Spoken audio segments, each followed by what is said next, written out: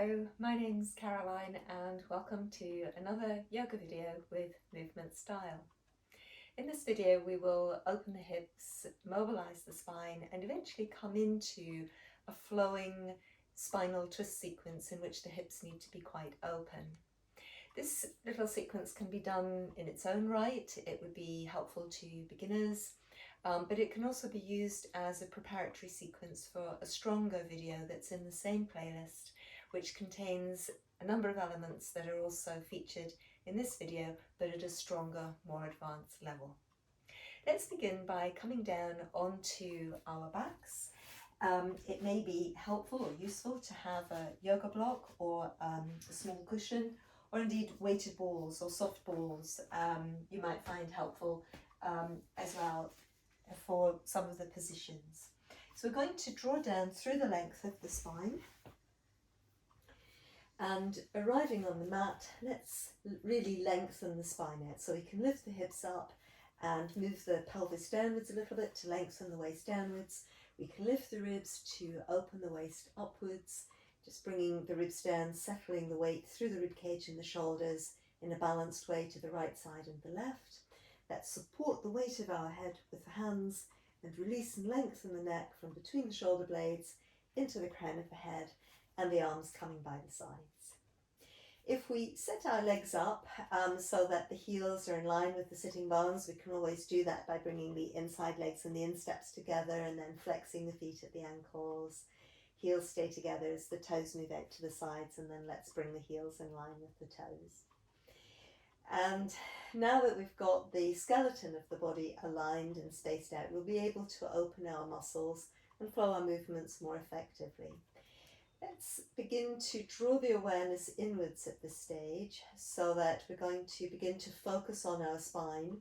If we think about the depth of the spine, so of course the front of the spine in the depth of the back of the neck, and then in the depth of the back of the rib cage, and in the depth of the back of the waist and the pelvis as well. And if we just relax through the depth of the vertebrae, which are quite small in the neck, and then a little bit bigger in the rib cage, and then bigger again in the waist, and then the sacrum and the tailbone, quite big fused bones in the spine there. And just little by little as we breathe out, allowing the depth of the body to soften and to relax, and the spine beginning in that depth of the body to soften and to relax, and a little bit to begin to elongate towards the tailbone. Now also on these long exhalations, as we relax the spine, we can probably begin to feel a little bit of a response occurring in our waists and perhaps in our lower abdomens, where the waist narrows and the lower abdomen draws down and back. But we can of course accentuate this and intensify this as we breathe out and the spine is relaxing and lengthening. We can get a nice hollowing action between the pubic bone and the navel. We can also begin to quite deliberately draw the navel back and towards the spine, and possibly hook it up towards the diaphragm.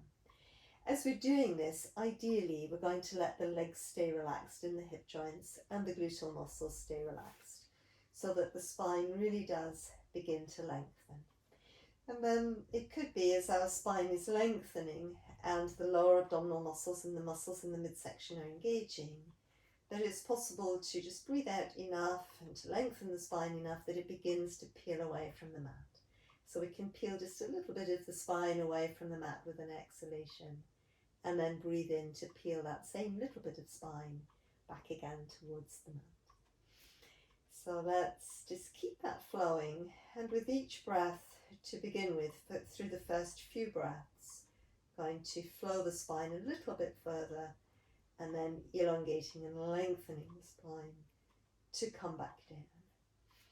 So again, it's that flow the spine that little bit further and a little bit longer, and flowing the spine to come back down. And as we concentrate on moving the spine, we need to really work with a deep strength within the body. We are spacing the spine out and opening it, but in order to be able to space the spine out and open it, we need to begin to put quite a lot of strength in around the spine. Seeing if we can avoid using the strength by pushing into the feet and engaging in the gluteal muscles.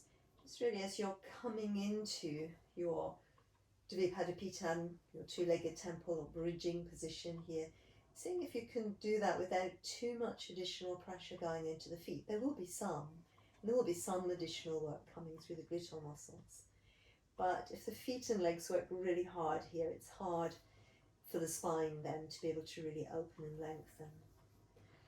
Now with this movement we could add in an additional breath. We can keep flowing the way we have been, or we can breathe out to flow the spine up to a comfortable height with core strength working. And then in our two-legged temple position, we could breathe in to let the arms flow back, thinking about there really opening the sides of the ribs, opening through the shoulder joints.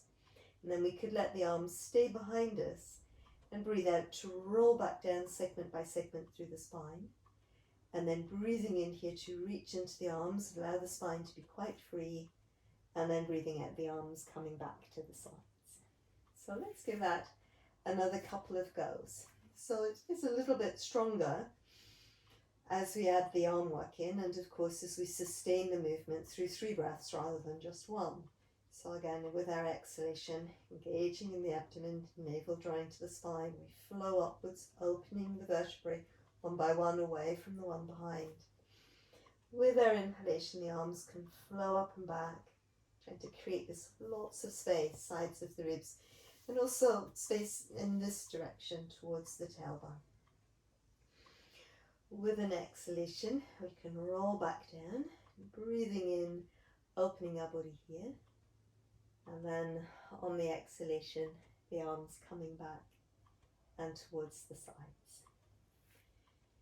So once more, returning to the spine relaxing and lengthening and the core muscles engaging.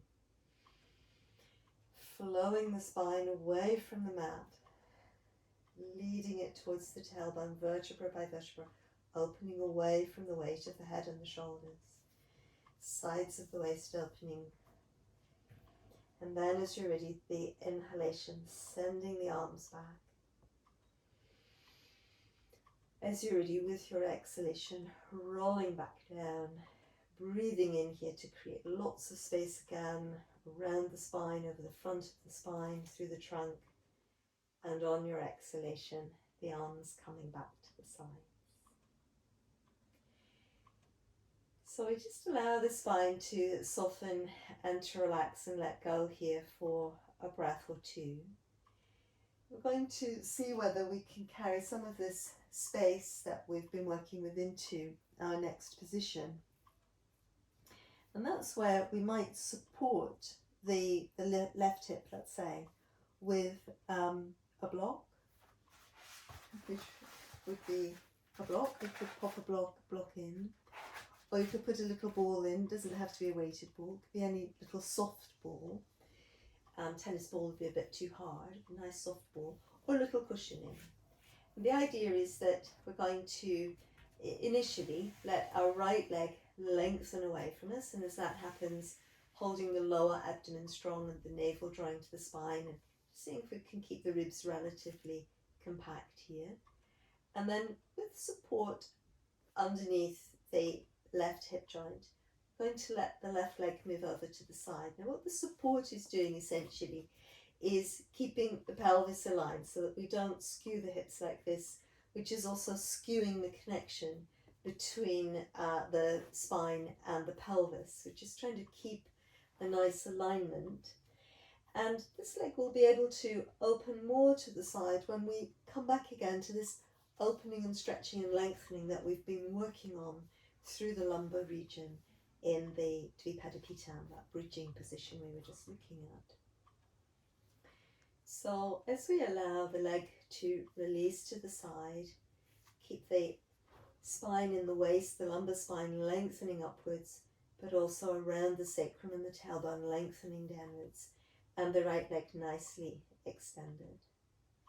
And from here, you could, if it feels comfortable, really work a long reach into your right arm, up and back, down into your right leg, breathing in lots and lots of space through that right side of the body, And breathing out, just softening, letting go into that space, broadening in the shoulders and the ribs again, broadening in the waist and in the hips and into this left hip joint.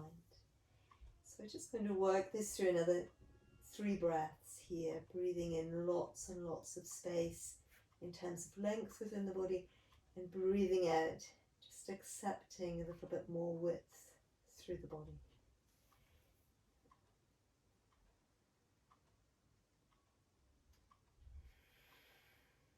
Good, and then a last breath here.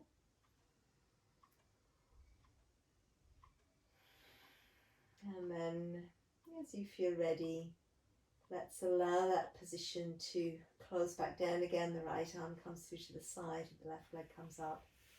And I quite like just to allow the whole body to lengthen out after a movement like that, and just let the pelvis wobble side to side and the ribs and the shoulders, and head and neck can release in the shoulder joints. And just allowing the body to settle for a moment and seeing how the right side and the left side of the body feel, if there's any particular difference between one side and the other. And then let's move that same practice, the Supta Ardha Baddha Konasana, the supine half bound angle position, through to our other side. And that's just where we're going to, again, begin with the double V position through the legs. And so the double V position through the legs. And here we can have our little support, a soft support, a block or a little cushion or a soft ball in position to the outside of our right hip. And then as we send the left leg away again, feeling that as the leg moves away, we're still able to go on lengthening the spine. So for that, we'll need the lower abdominal muscles a little bit engaged, navel to the spine, and the ribs staying compact. Otherwise, the back of the spine will be shortening like that. And then, once again, as we feel that we've got lots of length over the lumbar spine, where the hip flexors originate, which are attaching to the top of our inner thigh, we keep that nice and long lengthening up and away. It will give us more space in the hip, more capacity to allow this right leg to open and relax and to let go to the side. And then again, we can find even more length in our body as we breathe in, reaching up and back into the left arm this time, that whole side opening and freeing up. Spine also opening and freeing up. And then as you breathe out, letting the pelvis broaden and open, the ribs broaden, open, shoulders, and the neck soften. So again, it's lots and lots of space. And again, just relaxing into it. So we're going to stay here 2 more breaths.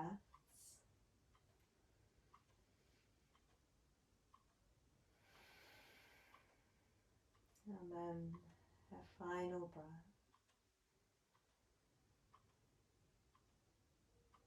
And just thinking about how the energy within the body feels here, the energy in the spine, the energy in the breath, even the energy in the hip joints. And then as we're ready, on an exhalation, let's relax our left arm back towards the side again. We'll bring the right leg back up towards the aligned position, and then let's just slide both legs away. We're going to allow the legs to widen a little bit here as the knees and the toes roll outwards, and we'll let the arms mirror the position of the legs in the upper body here, just releasing crown to fingertips, another V, the legs, base of the breastbone through to the heels. And just a few breaths to relax, letting the breath settle, allowing the positions that we've worked so far to be absorbed by the spine, and the rest of the body to relax and integrate away from the spine. Good. So let's reach a long stretch upwards and downwards through our body, and then feeling the muscles engaging around our back, all through our back and around our spines. And then from there, we're going to think about rolling over, coming onto one side, and then away from the side, pressing up towards a seated position.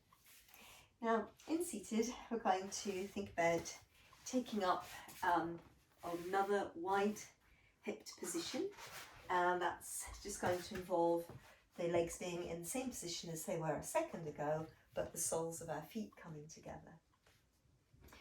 And in this position, very much as we did lying on our backs, ideally we're going to go on widening the pelvis away from the sacrum and the tailbone and releasing lots of space through the lumbar spine, so avoiding this position, and through the spine in the rib cage. Now for many of us, and a little bit for me as well, with the legs not being able to entirely drop down, if your legs can entirely drop down, then you're going to be finding it a lot easier to keep your spine really tall.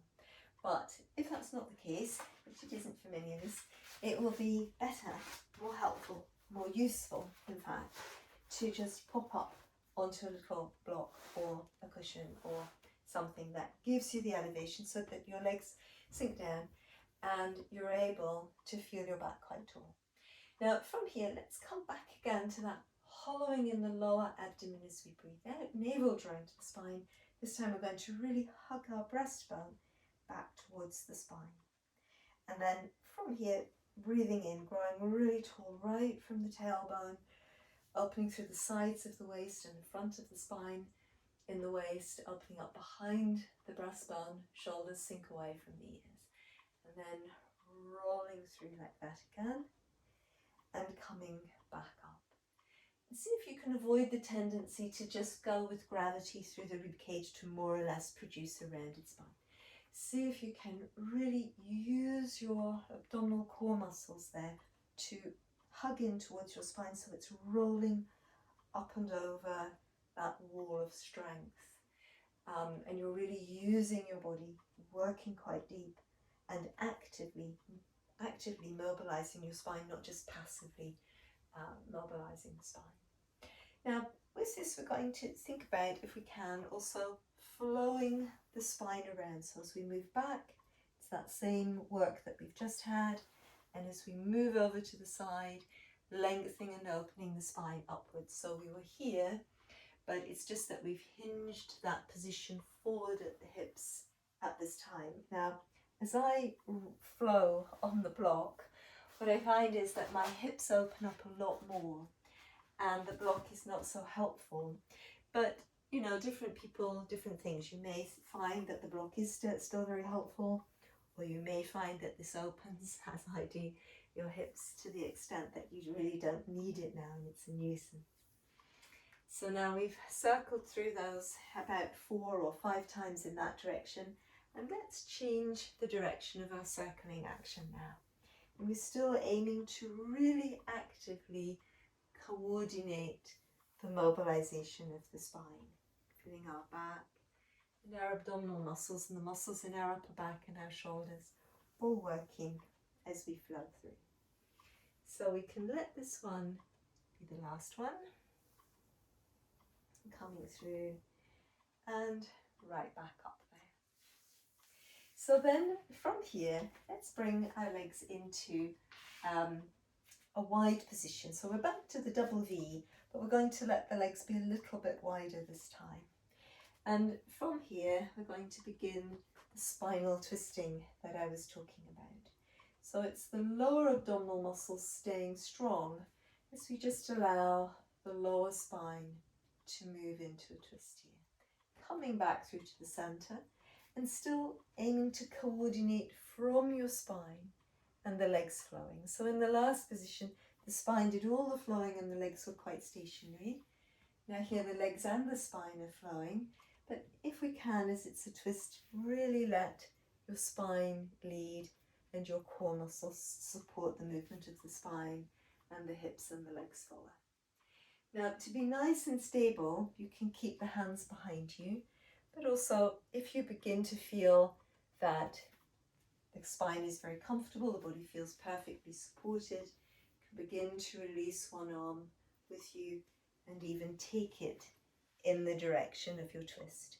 But I'm avoiding pulling my spine with the arm, but as you might be able to see, really leading the twist from my spine, and my arm just helps to accentuate a little bit more opening through the side of my body there. And what tends to happen with this twist is that it works its way along the mat. And little by little, I'll soon be travelling through the wall. So it might be time gradually to stop that action and just to bring it back. So from here, we're going to send the hips back and towards the heels. Nice long stretch again through our spines. We can think about opening up through the sides of the ribs, sides of the waist, crown to tailbone space. Now, often people's shoulder joints are quite tight. The muscles on the shoulder joints are quite tight, so don't necessarily reach the arms terribly far away. Let your spine mobilise and lengthen as the priority, and the muscles close to the spine, opening and lengthening as the priority. And then afterwards, we can always edge the arms forward as far as they can go, with the spine already nice and long. So just breathe here, letting our spine relax. Sometimes quite nice to really actively open the sides by walking the body. Let's go towards our right side first and keep reaching back and lengthening towards your left sitting bone as you walk around and really edging forwards and over to the right through your left hand and forearm. Breathing here. Might be able to put lots of breath into the left side of the rib cage.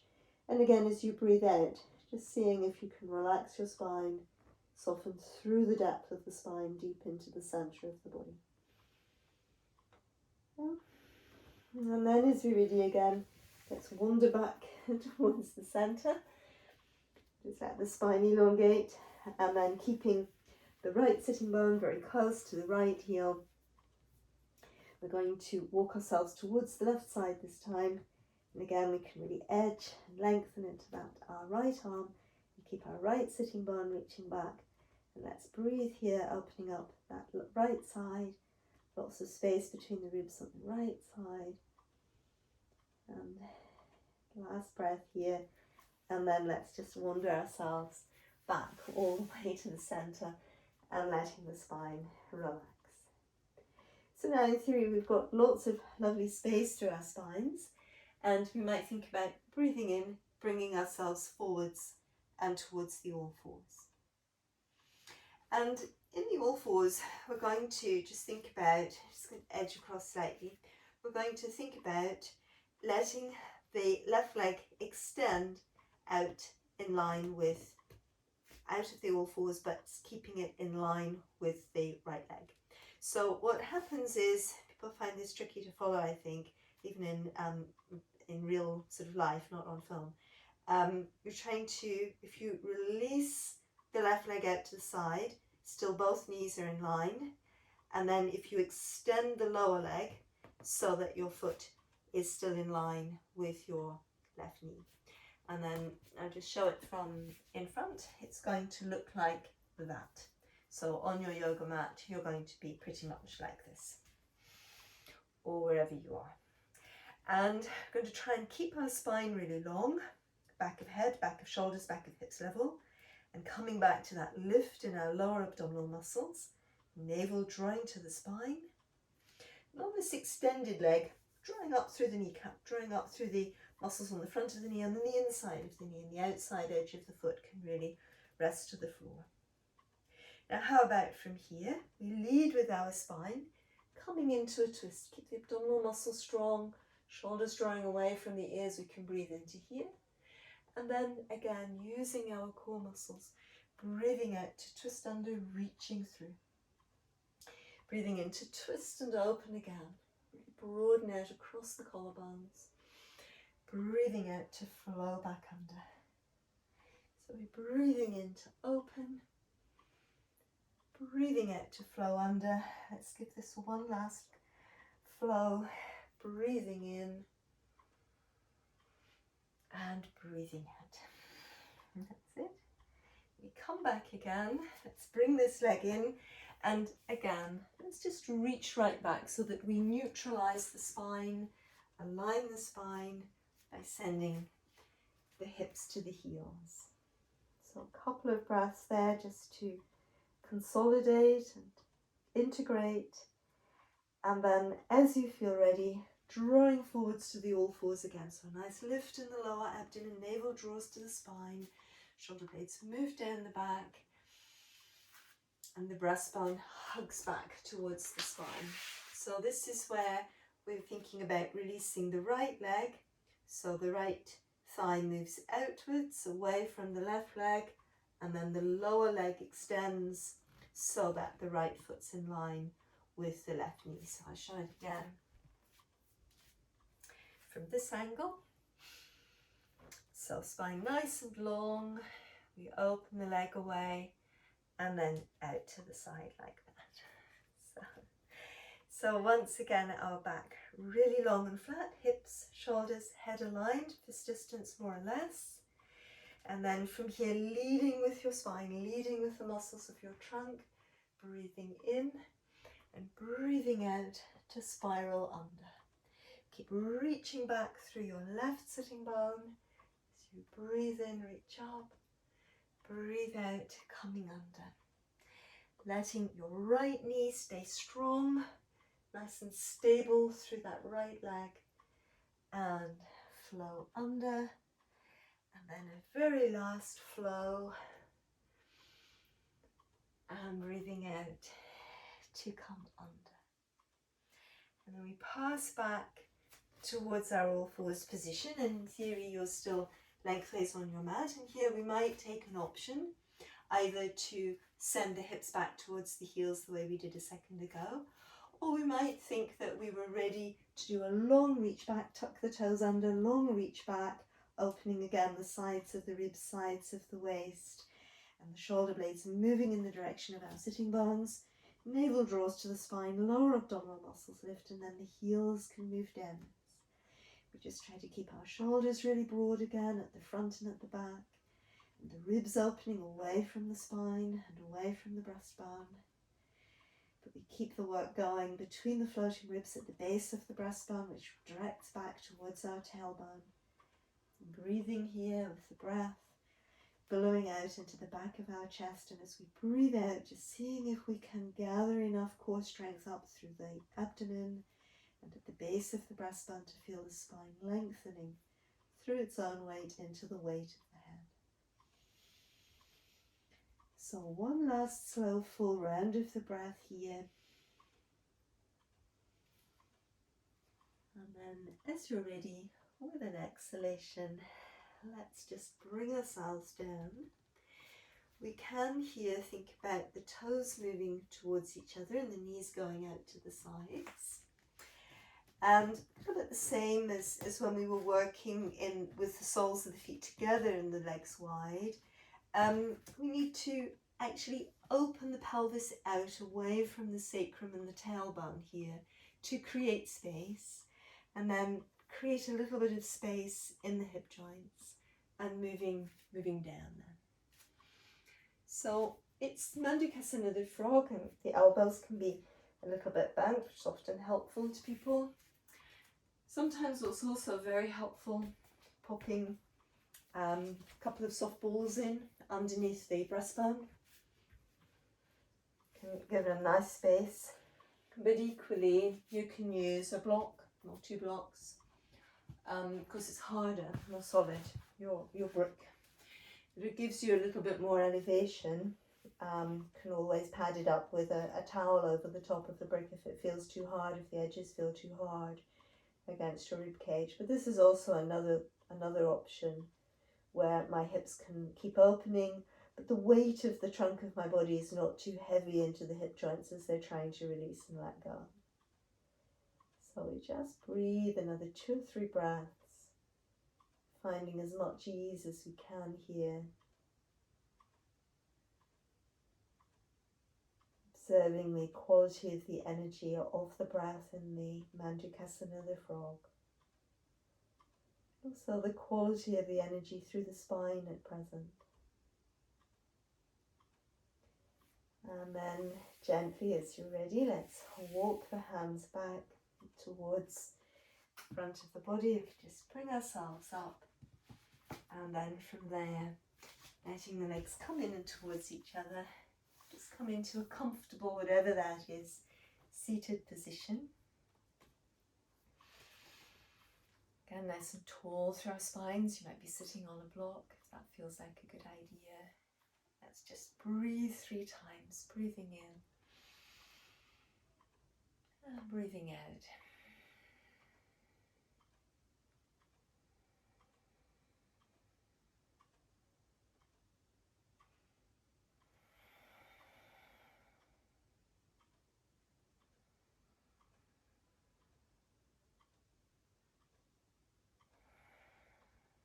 Om Shanti Namaste.